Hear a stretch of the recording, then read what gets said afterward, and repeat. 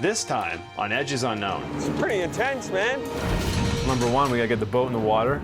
Then we gotta cross Lake Ontario. The heart of bootlegging. This is the most dangerous part of our trip. When we get to the island, we have to deal with one of Cliff's greatest fears. I'm petrified of snakes. And then rendezvous up to make it home. The waves are coming in and just filling up the boat. So she's not gonna go anywhere. Hoist the sail. Hey, there's no way we can cross in this.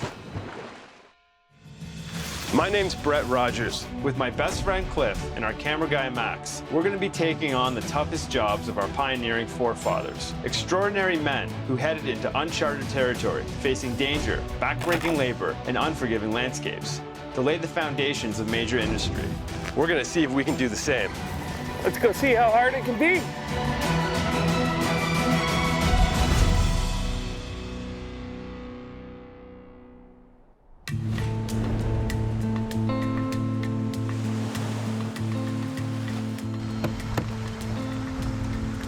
How's it looking?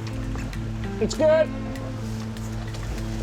We're on Lake Ontario and we're heading out to an abandoned island that was once the heart of bootlegging. The sale of alcohol was illegal in America in the 1920s. Smuggling booze from Canada became a dangerous way to get rich. Lake Ontario was the perfect place for bootlegging if you were brave enough to cross it. The key thing with bootlegging was that alcohol was being made in Canada and then it was being smuggled into the United States. So it gave a big upper hand to all the manufacturers in Canada. So when alcohol did become legal again in the United States, these companies were already making alcohol. I love booze, I love being illegal, and I love water. What else do I want? Our trip is going to take us across Lake Ontario from Canada over to Main Duck Island, and then we'll rendezvous with our fellow bootleggers near the US border before heading home. We just put Annie in the water. Today's our prep test day. We're gonna see how she handles. It's extremely windy. I mean, we're in a protected bay right now and you can see white caps everywhere. So once we get out, we're gonna get blown around pretty good. It's a good test for us to see how the motor works, see how the oars work. Oh, yes. Oh, that's okay. The boat is somewhat authentic in the look, and the fact that we have an outboard is something that bootleggers would have had. A lot of bootleggers had a lot of money. They also disguise themselves as fishermen, so Cliff has kind of gone for the hybrid look. I look like a golf pro, but I'm fine with it. What I'm wearing is, I would just describe myself as a very successful bootlegger. Bootlegging was a lucrative way to make a buck for enterprising Canadians willing to take the risk. In the 1920s, you could buy a case of whiskey for $15 and then sell it for more than $100 in the US.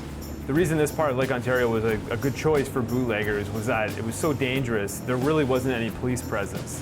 We have a hurricane boat as a safety boat following us. A lot of bootleggers did drown, and that's something that we hope does not happen on our adventure. If something does go wrong, we do have the ability to be rescued, which would mean we would lose our boat, but we would probably get out okay. Oh, she's gonna take in a lot of water. Might have to put the cover on her. We might have to. Let's go back over here, and then I'll put the cover on and snap it here. Okay?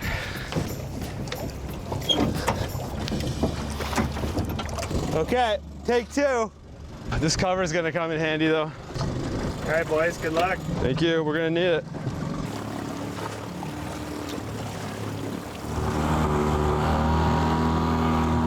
Sounds like the motor's starving. Starting what? Starving for fuel. What's wrong with the motor? Something's going. We're probably better off rowing.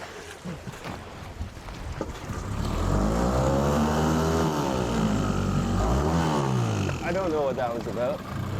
Is that concerning? A little.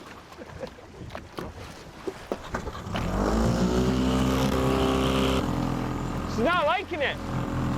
Our motor now is not running at full capacity. Cliff said it's struggling to get enough fuel. We're not sure why. That's a bit problematic because we're planning on crossing the lake and we have about a 30-kilometer stretch to go.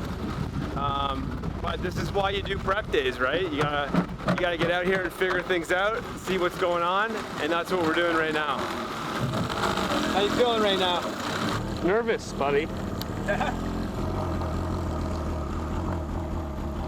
very nervous.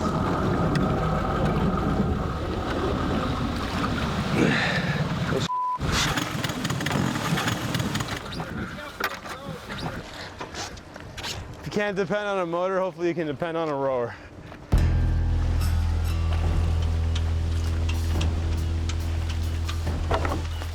It was going good at the start. We were making some good distance there, and I think we pulled some crap out from the bottom of the tank. yeah. And it's in the line. Or it's really gummed up, the carburetor, so I would have to clean that. When it heats up, it just starts dying. We are going to get a replacement motor. Just a pain in the ass that we're gonna replace the motor, the tank, the lines, everything. And if we have a problem after that, I'm gonna be replaced. The new motor that we have replaced is too short, so half the prop is out of the water.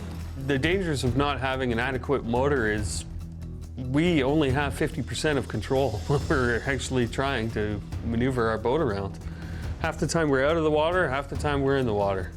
And I'm a little concerned that we're actually gonna make it out there. Although our new motor still isn't ideal, we want to stay on schedule and leave really early tomorrow. So, fingers crossed. Sick with the cover. Loading up the boat, pretty much pushing off here. Excited to cross the lake. It's a little windier than I had hoped. Hope you don't get big waves and capsize. I'm very excited to do some bootlegging to get to the island, right in the heart of the Great Lakes. And that's our next stop. Typically, a bootlegger would travel at nighttime, mainly to avoid the rule of law, but also because it tends to be calmer at nighttime when the sun is down. We ready, boys? We're ready. Let's go rum run. I'm nervous.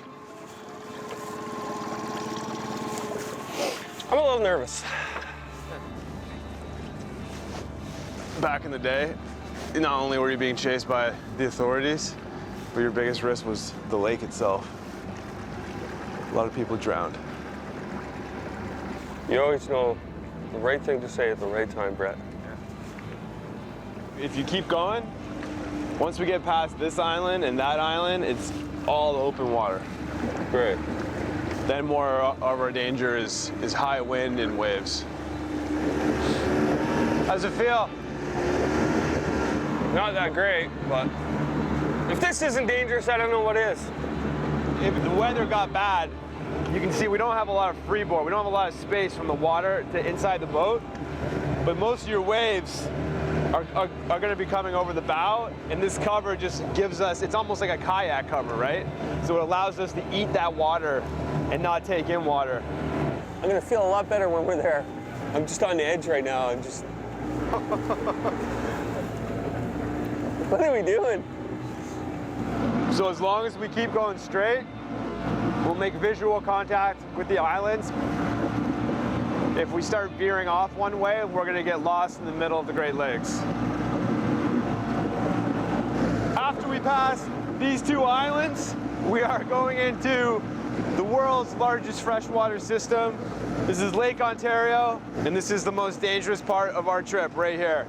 We got to cross about 20 kilometers from this point, right across the Great Lakes, like right into the middle of them. The heart of bootlegging from the 1920s.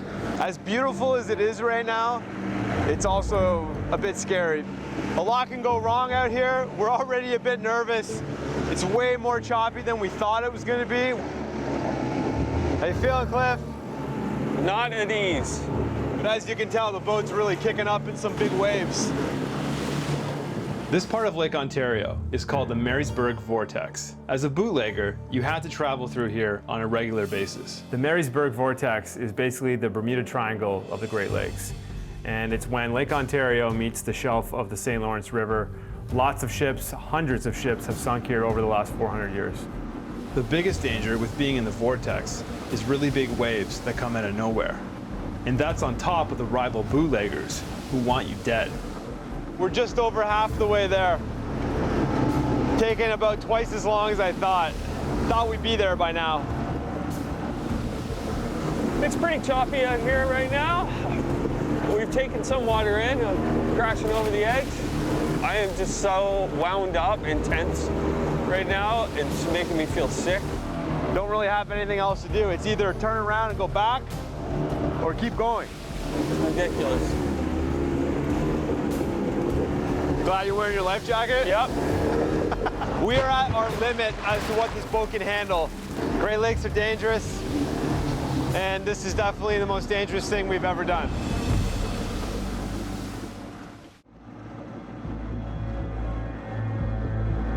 Cliff and I are living the life of bootleggers, crossing Lake Ontario to smuggle booze into the United States during Prohibition. So far, the combination of big waves and our small boat has made for a scary ride. We can see land, folks. Hope is on the horizon. We are super close to pulling water in. Oh, I know. Hop over the wave right, we'll take it in. Yeah. I didn't think it'd be like this.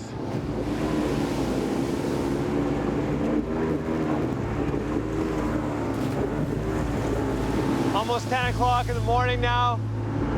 We've been going for 8 hours, but the island is in sight. We're maybe half an hour away. What are you thinking over there? Okay. Feels great to see land. Definitely white knuckling out there. That was ridiculous, Brett. Whoa. Land is in sight. We've turned off the motor. Cliff's gonna row us in. We're heading to Main Duck Island, which during Prohibition was the heart of bootlegging on Lake Ontario. And it also happens to be home to giant snakes. I hate snakes. I hate snakes. I can't believe how many snakes are here. Look over there. Snake. Oh, yeah. The snakes on the island are mostly water snakes. They're not dangerous, but they're pretty big and intimidating. Somebody come get me in a yacht. Talk about satisfaction being on land. That was crazy. How does it feel, Cliff, to be on land? Feels great, but I don't really want to go on the other side of the bush now because I know what's waiting for me over there. Look at this. Okay, snake skin. Yeah, oh yeah, snake skin. This is to kind of give you an idea as to what we're dealing with here. The snakes have done really well out here because there are pretty much no predators. There's no people anymore. It's really the Galapagos Islands of the Great Lakes. Wow. Cool. Look at that. Yeah, I'm just going to stand over here. I really don't know what I'm going to do. I'm definitely going to need a bigger stick. Look at they're all in the bush. The amount of snakes on this island, I do feel a bit uneasy, and I know Cliff's very uneasy. Just absolute jungle. We just did a short walk. There's really nowhere good to camp. We're gonna have to find a better place to essentially build a camp and brew booze. And we're not gonna do too much today now. It's gonna be evening very soon. It's raining now. We're gonna sleep on the boat tonight, get out of the rain, get some sleep, and tomorrow begin our bootlegging procedures. This is nice. Hope you're not claustrophobic. No kidding. But it's dry, so I'm thankful for that. We're sleeping in the boat tonight, but tomorrow I know we're gonna have to sleep on land. I'm just hoping it'll be overcast and the snakes will go into their little holes and stay the hell away from me. I actually just want to go to bed. It was like a mentally exhausting day.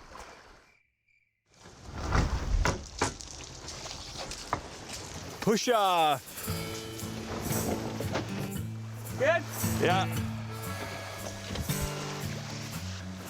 Pushing off right now. Gonna try and find some fish, try and find a better place to camp, and find a place to pull this boat up and start some moonshine brewing. Let's see how that goes. Just catch me a goddamn fish so I can go make some booze. We got one. Got one? He has the fish. Sit down though, if you can. Where's our net? We don't have one.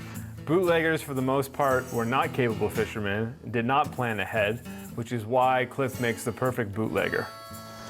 Yeah, let's eat it. Let's eat it. You want to eat them? Yep, I want to eat it. Nice, buddy.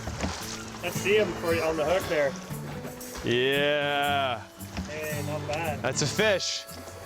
Like all good bootleggers, you gotta have a little bit of appreciation for fishing. It's the ultimate cover. We need to find a good place to pull the boat up and try and hide her, get a fire going. That's what we're gonna do now. The best part about catching your meal is you get to fill your belly. You fish, you catch your lunch, cook it on the shore, and you're fed for the day.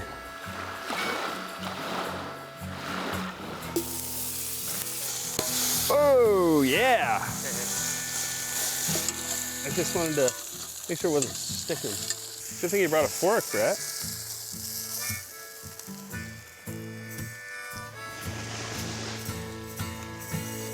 Wow. Nice job. While a lot of bootleggers disguise themselves as fishermen, many fishermen would also smuggle booze back into the US with their daily catch. We have the fishing part down pat. Now we're on to the bootlegging.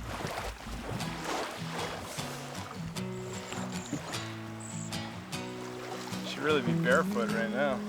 Today we were rowing the boat down the shoreline to get it into the cove here, and you know, we're going down the shoreline, and I mean, you think you're in the Caribbean, right? Only it's fresh water and there's no one around. It's absolutely amazing.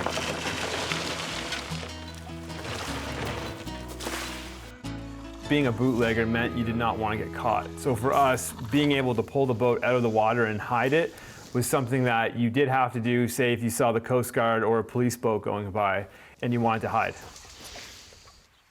Just put a little tension on it. Okay. 2, 6, heave! Block and tackle is just basically a pulley system. So that's what we're gonna try and use, because there's no other way we can get the boat out of the water. Not feeling very optimistic about this, but hopefully I'm wrong and we can pull this boat out of the water. 6, heave!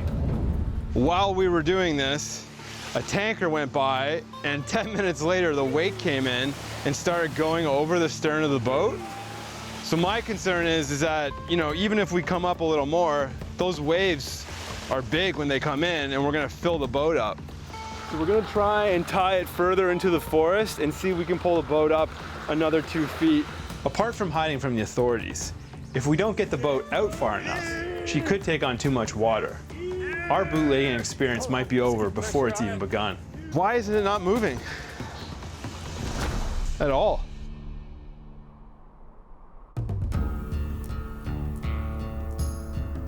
In our quest to become bootleggers, we've traveled across one of the Great Lakes. Before we can do anything else, we need to stash our boat from prying eyes. Why isn't it not moving? Because it's probably getting washed down. Want me to help? Yeah. Pulling in the big guns. 6, heave! 2, 6, heave! 2, 6, heave! I think that's as far as we can get her. I'm pretty comfortable with where it is and how hidden it is. That was cool though. That went way better than I thought. Yep. Yeah, as a win for old technology. Yep. I'm happy with the results. We're gonna keep it here tonight. Hopefully be able to get the boat back in the water tomorrow and then, you know, continue on our escapades. Overall, that was a big success. Block and tackle works, boat's hidden. We passed that test.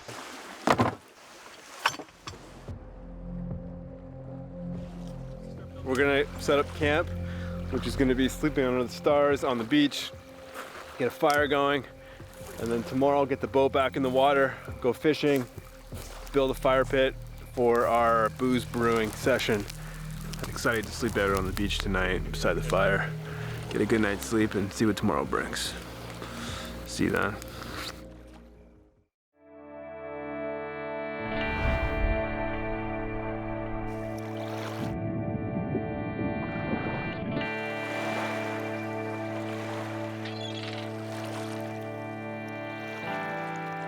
Had a better sleep last night. Slept on the beach. We talk about a beautiful location to wake up to. Our boat's still there, hidden away. Another day in paradise.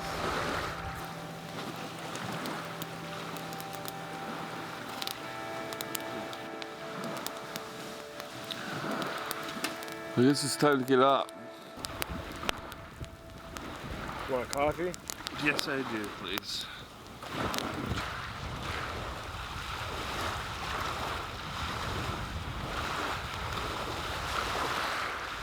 Not very good coffee.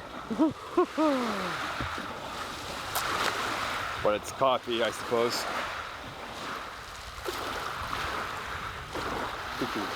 That's awful. Ready? We need a fire to brew our booze.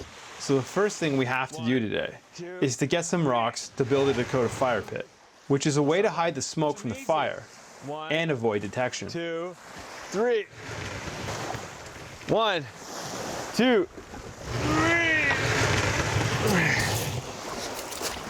Our stuff looks pretty hidden. Yeah.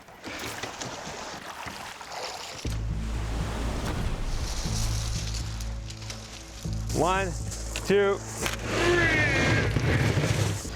Just watch out for snakes. No snake. The downfall with finding the big rocks is that tends to be where the snakes like to hide. So as we are, attempt to pick up these big rocks, there's a chance that there's going to be some big snakes underneath. He's cute. He's beautiful, actually. And he's very aggressive. Very aggressive. Cliff told me last night, in order for him to overcome his fear of snakes, he needs to pick one up.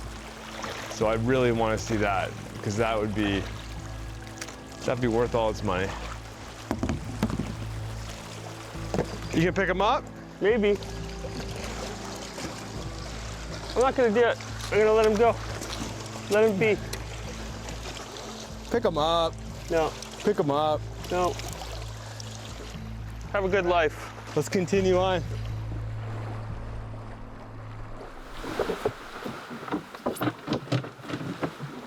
Some nice rocks. Yeah, not bad. So Cliff, I'm thinking we'll dig out one big hole and then we'll try and build our tunnel, connecting it, and then a retaining wall in between and backfill it. Yep. Does that work? We will find out. I'm just gonna start digging. Okay, me too. So guys, how many Dakota fires have you made between the two of you? At least 0. At least 0. Never done this before. So basically you dig a hole, you line it with rocks, and you have the fire go through a hole, so it's almost like a chimney, and disperse the smoke without making it visible. It's a great spot because this is where we pulled our boat up yesterday, so it's pretty hidden from the outside. We'll see how it goes. We think we have the materials. We're gonna give it a shot and then start making some booze. The smoke will go out this way. This is the tunnel. Put a lid right here, and then this becomes our fire pit. Again, this is all theoretical. Where will the pot go? On that side? We'll brew it in the ground here. Yeah, so the smoke's gonna go through here, come out this way. Yeah. This is our fire pit. Yeah. So we're able to give it oxygen from the side essentially, Yeah. and have the fire deep. Cliff, I'm thinking use magnifying glass, Yeah, put a bunch of tinder here. yeah. We'll try and do it out in the sun, Okay. and then we'll transfer it in. Use that solar energy. Next step is to make a fire, then transfer that fire into the pit, and then we start the brewing process. Got smoke. Got it. Fire Express. Okay. Burn, baby, burn! Now we're gonna do my favorite recipe for wine. Get some good old lake water. I need sugar, please. Sugar. It's the big can. So step 1 is what? Fill up water? Fill some water, add some sugar. Give me some grapes, Grapes. please. We're just gonna dump them in there.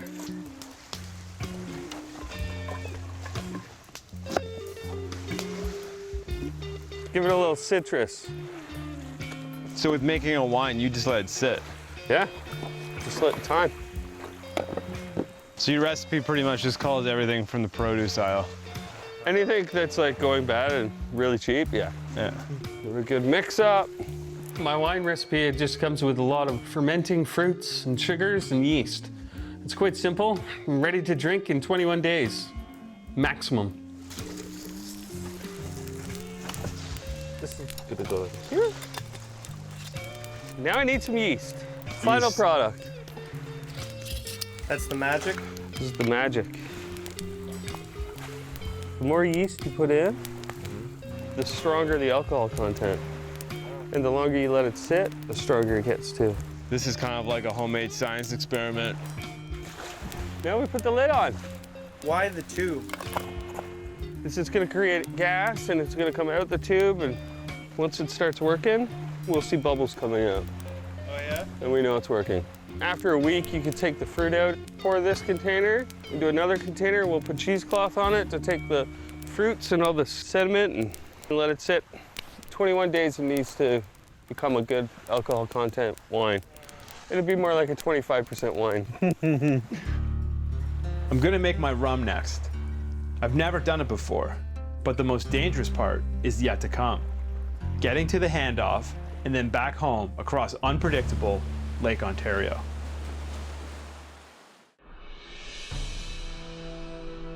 Cliff and I are following the route of notorious bootleggers who cross the dangerous Great Lakes to smuggle booze into the United States. I'm gonna get some water. So we're gonna get it up to 90, add the brown sugar, then I'm gonna put it in the water, cool it down a bit, add my yeast, and then you let that sit for 2 weeks. Let's see if that. Rum fell in the fire, had a good idea to hang it by a rope, but the rope caught on fire and it tipped over. You win some and you lose some. Yeah, I thought that was gonna work. Yeah, so did I. That'll do. We knew it'd take a while for our booze to ferment, so we brought along some pre-made alcohol for our handoff. In Prohibition, a case like this, good old Canadian liquor.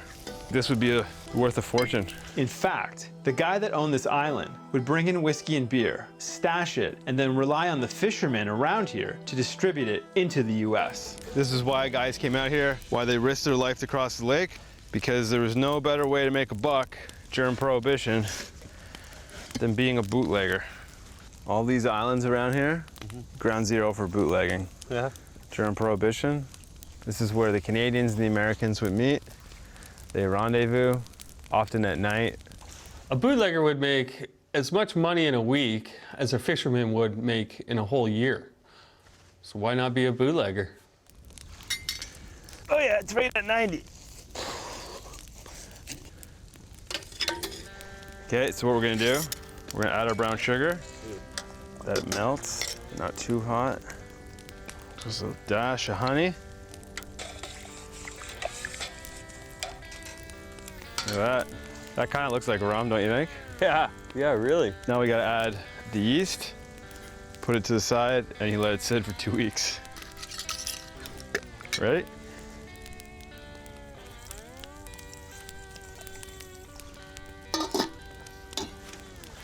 That's that. That's that. Well, bootlegger, Well done. nice doing business with you.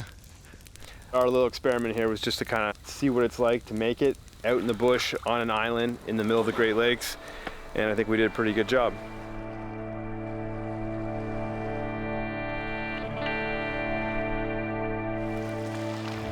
I slept horrible.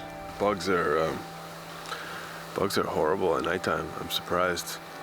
Because so much of bootlegging was avoiding detection from the authorities, today we're gonna see if we can transform Annie from a noisy motorboat into a silent sailboat. This guy.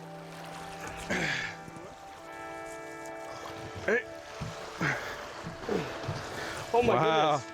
Wow. Just needs a little bit of a shaving on the bottom. We don't have a mast anymore, but we're gonna try and make one out of driftwood and then see if we can actually sail this boat. Not quite sure how it's gonna go, but we're gonna give it a shot. Just curious to see, you know, if we had to, could we build a sail and could we actually travel? And that's what we're gonna find out right now. So when we wanna hoist a sail, we hoist it up. We hoist this up on there. sail making. Brett Rogers. You can buy this at any home improvement center. It's a painting drop sheet. This would be pretty sweet if it actually works. Yeah, that'd be awesome. The sail's now attached. We gotta do a bit more work, and then we're gonna put the mast up, pull the sail up, and see if this thing can actually move us out on the water. There's a sailboat out there just past us, and Cliff said it's a good omen. Let's hope it is. Here we go. Just gonna row her out, get her into the sweet spot. Hoist the sail!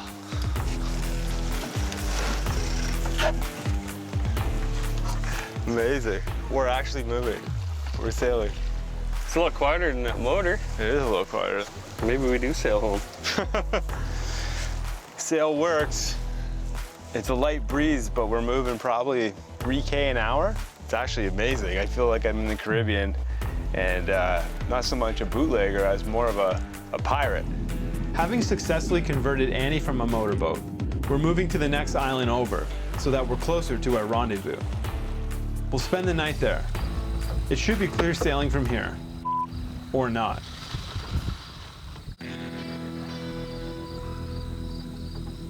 We're on Lake Ontario, living the life of bootleggers.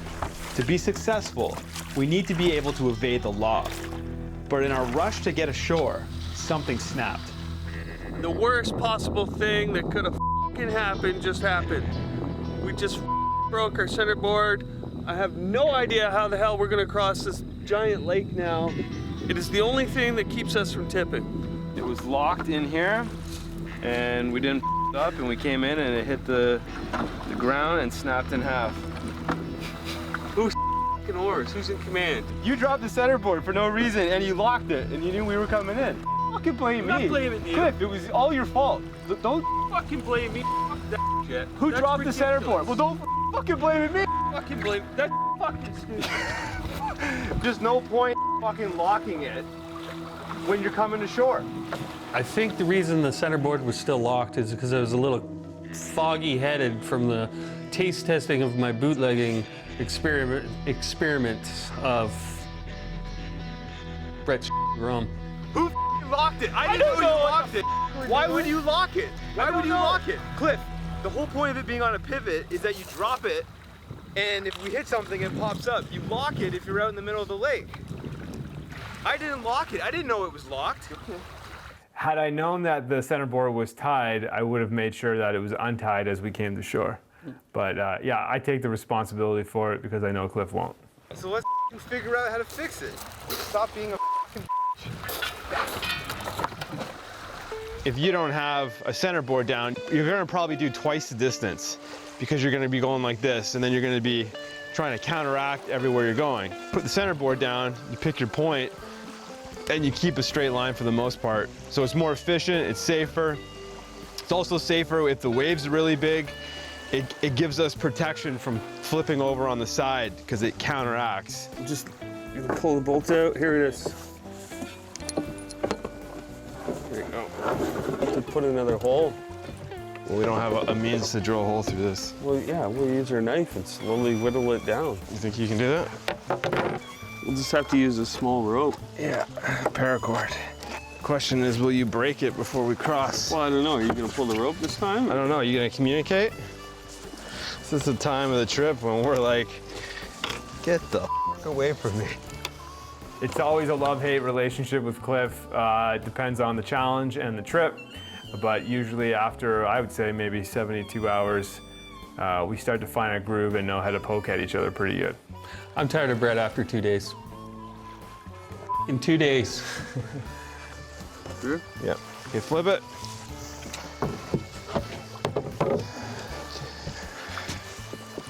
You good? I'm gonna get some cord. Yeah, get the cord. So new rule, no using the centerboard until we go home. It's not that I don't trust you. Fixed? Fixed. Crisis averted temporarily. We're still friends, temporarily. Temporarily. Fix the centerboard. We're still on talking terms. We should be able to make it back. Shit happens out here.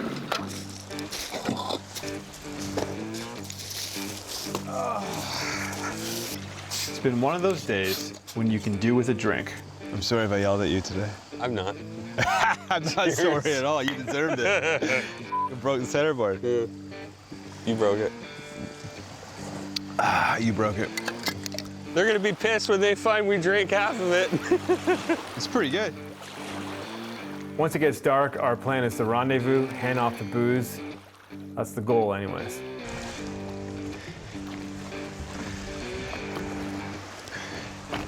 Just rolling out into the lake. Like every good bootlegger, it's all about the rendezvous. And that's what we're about to do. Handing off the goods to our American counterparts. Here they come. Hey, nice doing business with you. Back in the day, you would have connected with organized crime on the United States side. You meet up, hand off the alcohol. For our purposes, we're handing off our booze to our safety boat because it's the only boat around. Same time next month, eh? Been a slice. And that's how it would run. Yeah, that's how it was done. There would have been many exchanges like that, though. A kilometer that way is the United States. That's all the U.S. Right over there.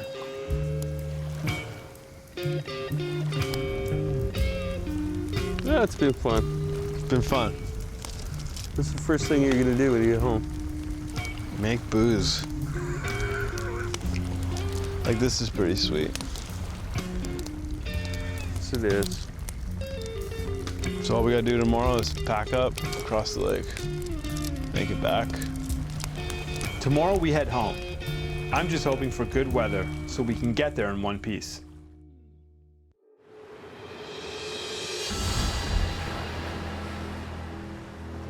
It's our last day on Lake Ontario. Only thing left is to head home, but the waves are beating up our boat pretty good. It definitely means that making our way across the lake, especially with not having the right motor, is going to be close to impossible. Jesus. Just when you thought you're ready to go home, right? And the waves are coming in and just filling up the boat. So she's not gonna go anywhere, but you know, over time she's gonna get damaged, and obviously, in order to get home, we gotta empty her. The challenge ahead of us is, can we even cross the lake without putting ourselves in a dangerous position?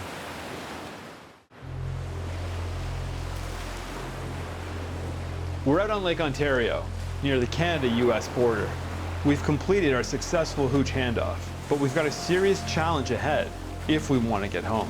And we don't want to be forced to call in our support boat. What's your prediction? We're gonna take a lot of water. When we cross? Yep. Well, then we won't cross. If the weather's not good, we won't go. So it's like we want to go home now. Like, we're ready to go. We just want to fill the boat with our stuff and get the f out of here. And you can't, right? So that makes it even more frustrating.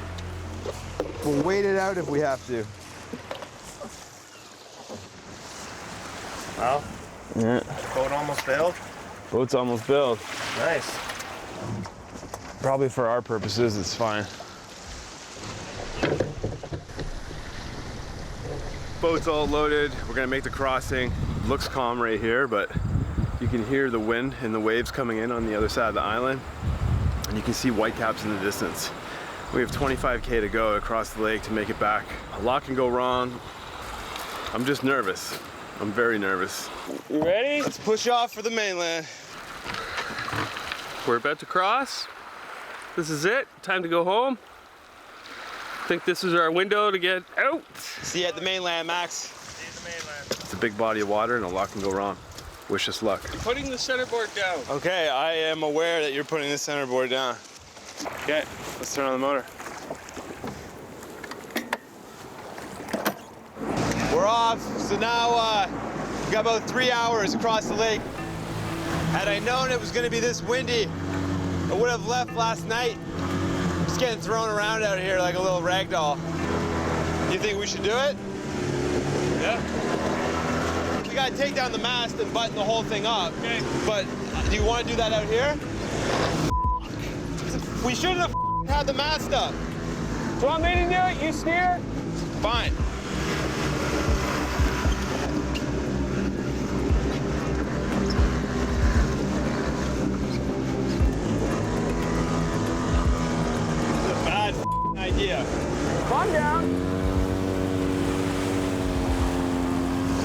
just go back, man.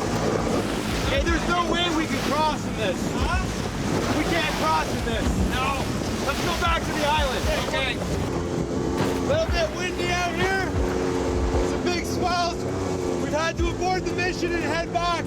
Otherwise, we're gonna die.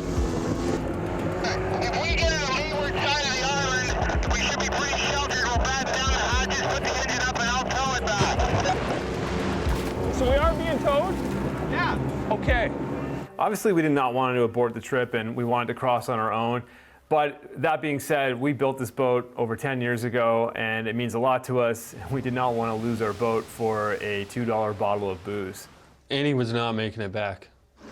We were past our threshold of what was safe. There's no way we could make 25K of that. We went maybe 2 or 3, and we had 8 to 10 foot rollers.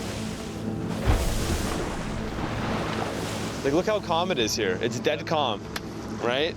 You go 5 minutes that way, and it's crazy. It's better to be safe than sorry out here. There's no second chances. Try to come up with a new game plan. I'll get you to batten down the hatches. Yeah. Lift the engine up. We'll take a little bit of weight off of it. Okay. And I'll tow it back. Okay. Well, you're the experienced seaman. Well, I've never been experienced like this before. I mean, that's how people drown. Yeah. That's how you lose shit. And also, if your engine conks out, Yeah, then you're That's really it. screwed. Yeah. it's over. Yeah, no, it's over. Yeah. How you doing, Max? That was gnarly. I'll never doubt Lake Ontario again. The waves are insane out there. That was one of the hairiest moments of my life. John's tied us up, and we're gonna get towed back. Annie's all buttoned up, and hopefully we have no issues and we can get home.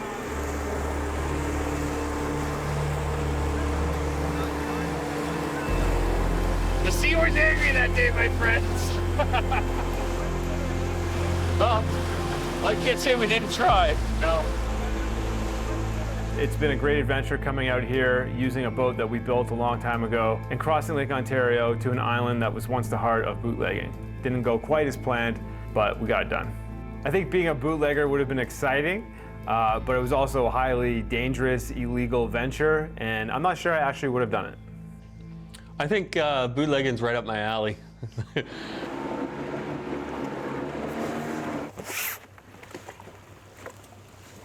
Wow, what a trip.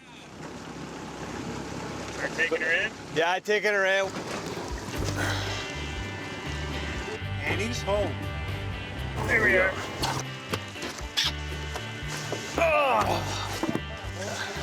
We did it. Well, that was exciting. Oh, man. Too exciting. Too exciting. Anytime we can get out on the water with our vessel Annie, it's a great day. Anytime I can get out with Annie in the open water with booze, it's a better day. Well, that was a hell of a trip. We're still on talking terms. That was some crazy water out there in Lake Ontario. Glad to have got the tow, because maybe we would have made it. Maybe we would have capsized the boat. Either way, we're done. Bootlegging is pretty exciting. Now it's time to go home and decompress. It's good to be on land. Good to be on land.